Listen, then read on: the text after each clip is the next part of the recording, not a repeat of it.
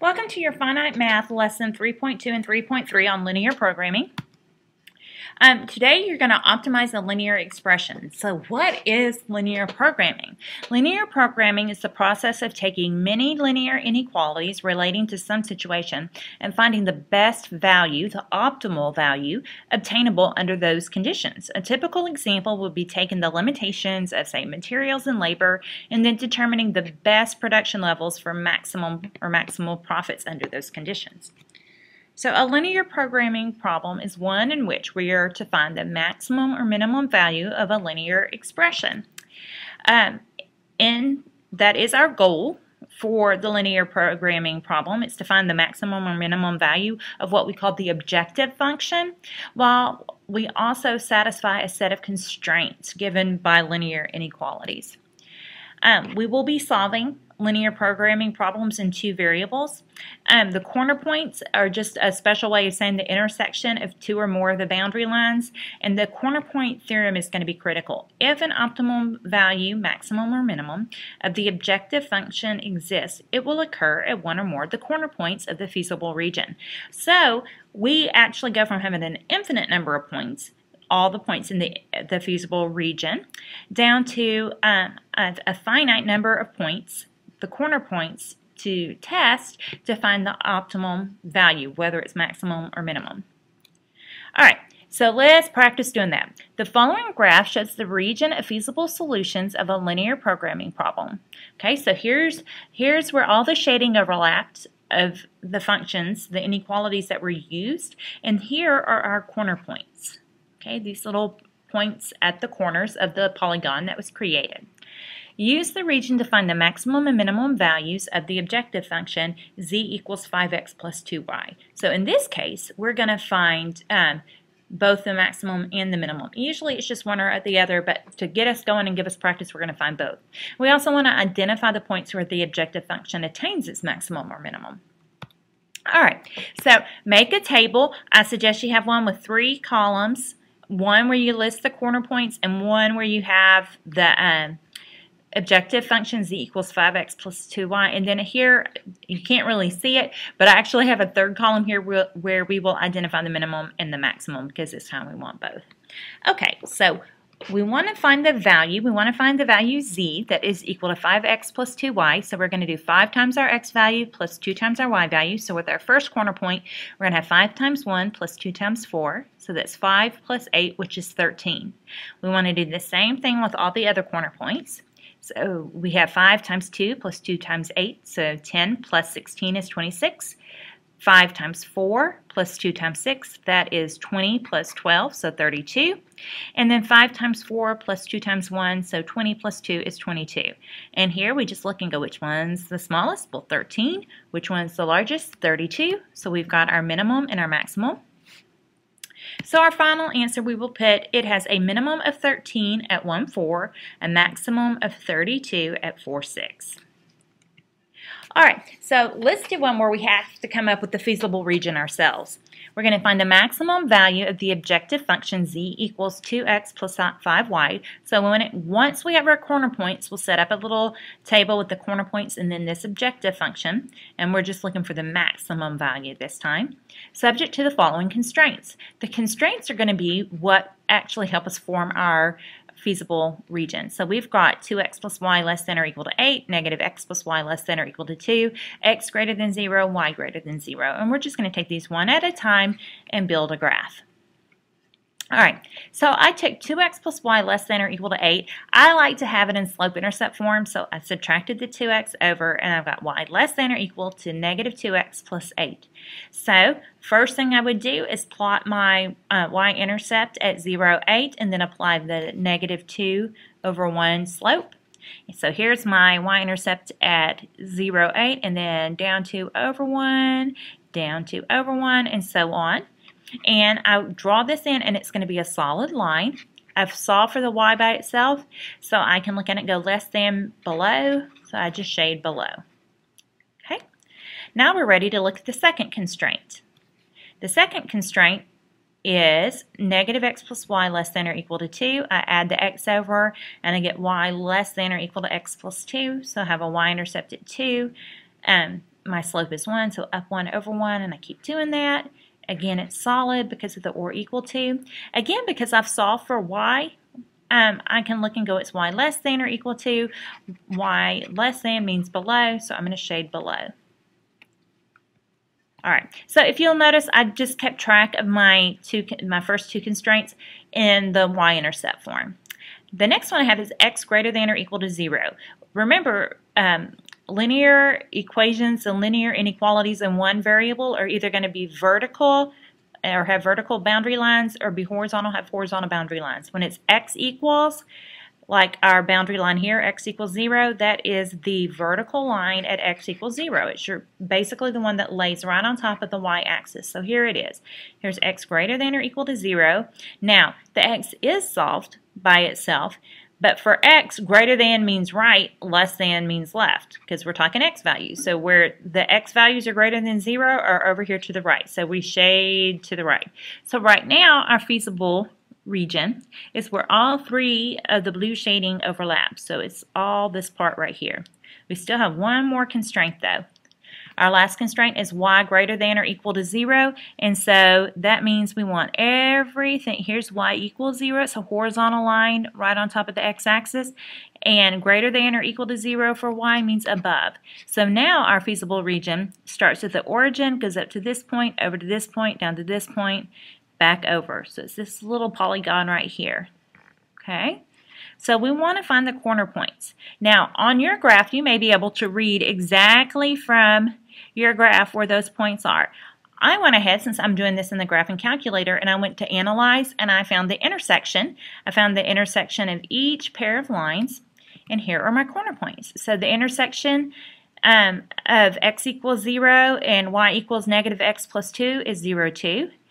The intersection of y equals x plus 2 and y equals negative 2x plus 8 is 2, 4.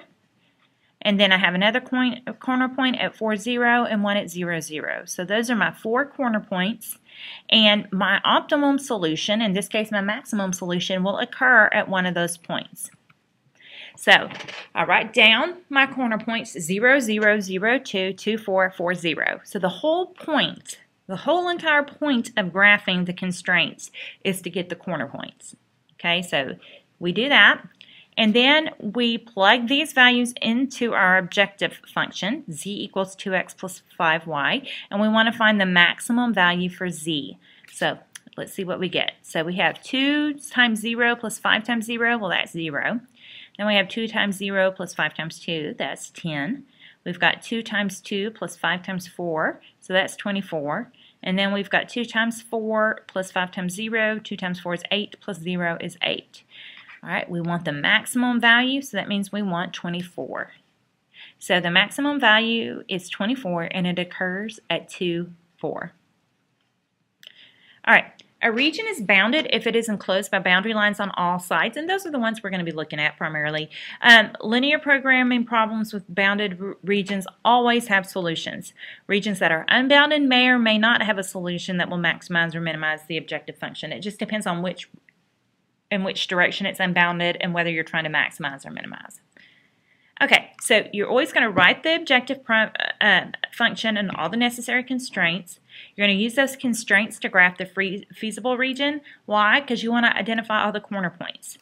Then you want to find the value of the objective function at each corner point and then determine what your solution is. For a bounded region, the solution is given by the corner point producing the optimum value, the maximum or minimum, of the objective function. If we were looking at unbounded regions, you'd have to check that a solution exists, and if it does, it will occur at a corner point. Okay, last example. Mr. Tenga plans to start a new business called River Explorers, which will rent canoes and kayaks to people to travel 10 miles down the Clarion River and Cook Forest State Park. Sounds fun. He has $45,000 to purchase new boats. He can buy the canoes for $600 and the kayaks for $750 each.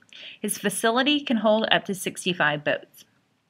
The canoes will rent for $25 a day and the kayaks for $30 a day. How many canoes and kayaks should he buy to earn the most revenue?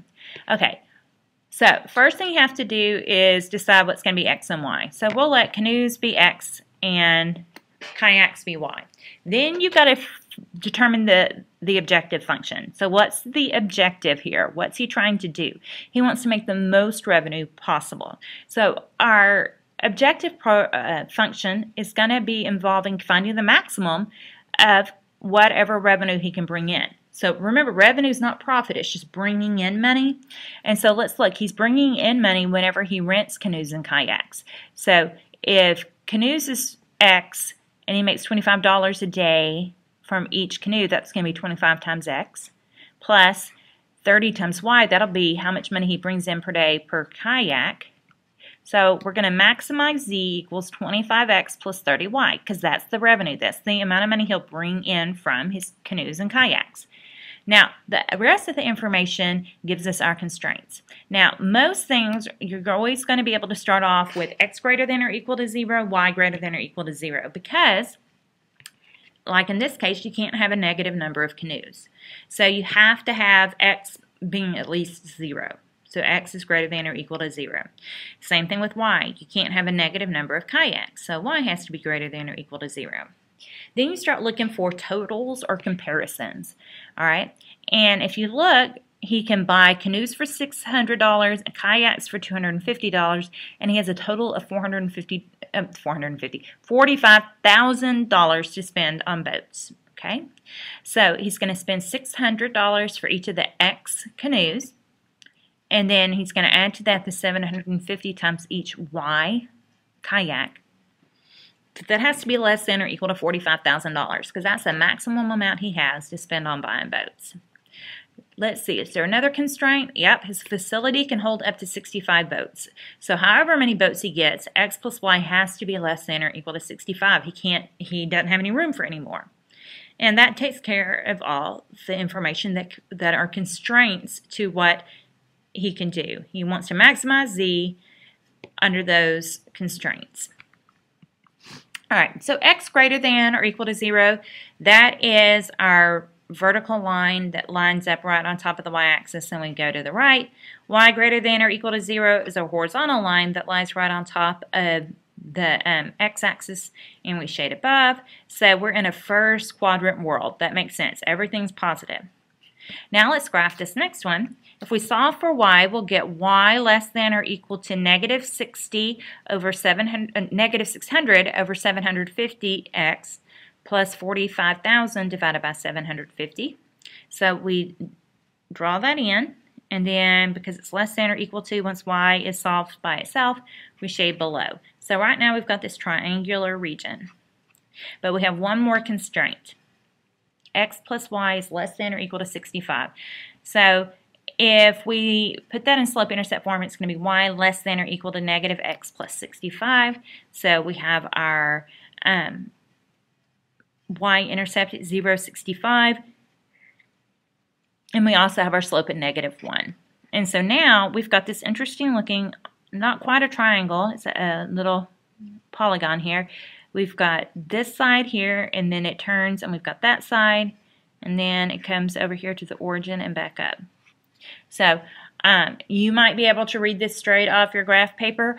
I am going to go ahead, I'm going to use the Analyze menu, do Menu, Analyze, and pick Intersect, and I'm going to find my four corner points. This one here, this one here, this one here. I know this one's 0, 0, but I went ahead and found it.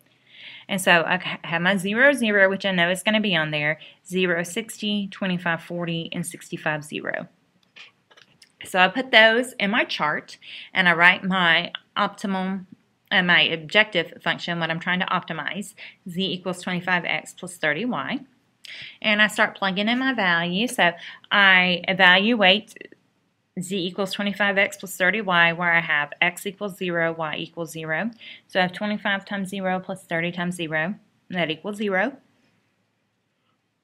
I move on to 0, 60. I've got 25 times 0 plus 30 times 60, and that gives me 1800. And I evaluate z for 25, 40, so I get 25 times 25 plus 30 times 40, which is 1825. And then I do 65, 0, so 25 times, oops, I have 60 in there. That should be 65, silly me. 25 times 65. I did calculate it correctly, though. Let me fix that. There we go. 25 times 65 plus 30 times 0 gives me 1,625. So I look at that and I go, okay, I want to maximize my revenue. So I want to use the point 2540 because that's going to give me $1,825 in revenue. So he should buy 25 canoes and 40 kayaks because that's how he'll make the most revenue. Okay, guys, go ahead and try to do the problems to try on your own. If you can't do them, either go back and watch the video again or come see me, or maybe go to the PAL Center and get a tutor. It doesn't matter, but you need to have those problems to try on your own done and ready for discussion and checking when you come to class. Thank you so much for taking good notes and watching the videos. I hope you have a terrific day, and I look forward to seeing you in class.